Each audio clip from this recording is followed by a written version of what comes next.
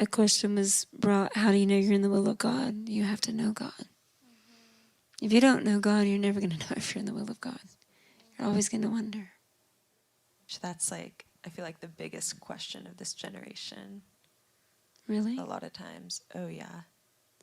And by that, they probably don't even mean what we mean. That's what I mean, like the Word and His Holy Spirit, first and foremost, like obedience. Typically, that probably just means marriage. What am I supposed to do? Yeah, when am I going to get in my ministry? All that stuff is so cheap. It's such a cheap substitute for intimacy with God. Like, that's His will, to be close. It's such a cheap substitution, and it does not satisfy. And it will never satisfy. So whether you're single or married, rich or poor, to know God is the only satisfaction you will ever find.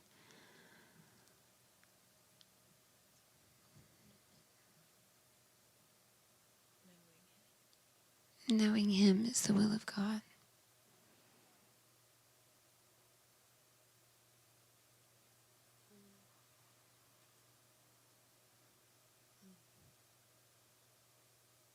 I see people excuse so much sin with all that stuff. It's like they don't even think about their own character. They just think about the position, the title, the house, the spouse, the direction. But they don't understand they're still seeing it from a temporal perspective. And it takes a true lifting in the spirit and revelation to see from an eternal perspective. That's what it took for me, like a crash down.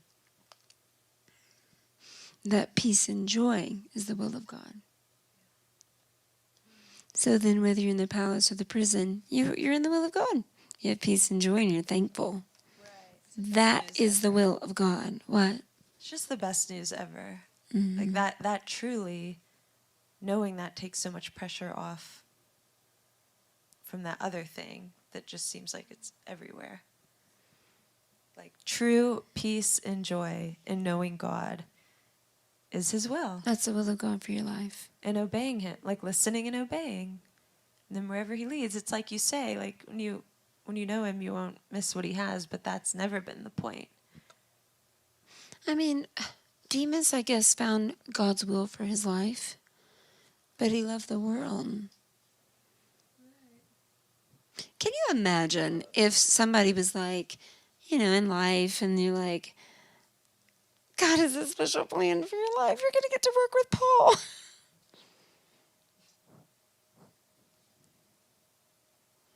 If you love the world, it's not going to matter who you work with.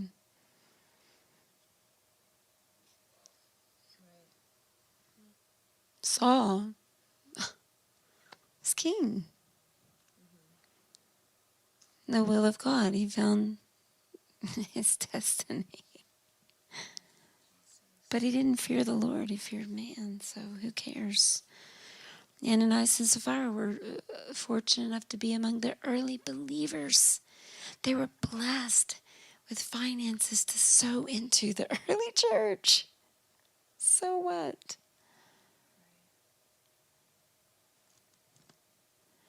So someone who cannot be content in singleness will never be content in marriage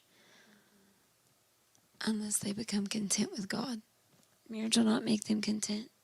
They'll probably be more miserable than they were before they were married. Marriage is no solution to discontentedness or discontentment. Children, no solution to loneliness.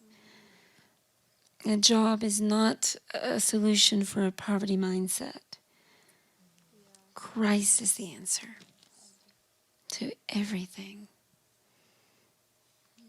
But He has to make that real for anybody to get it.